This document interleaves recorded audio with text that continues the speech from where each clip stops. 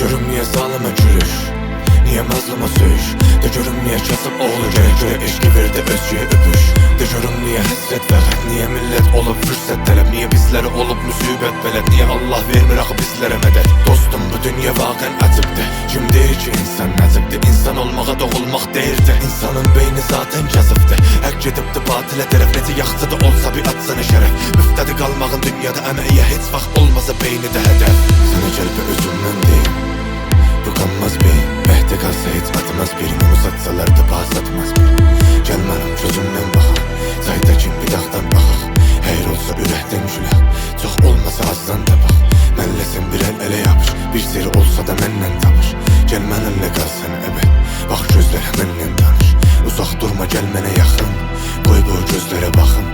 Nəfəslərim üzümdə bilim, bəsdə də danışma dilim.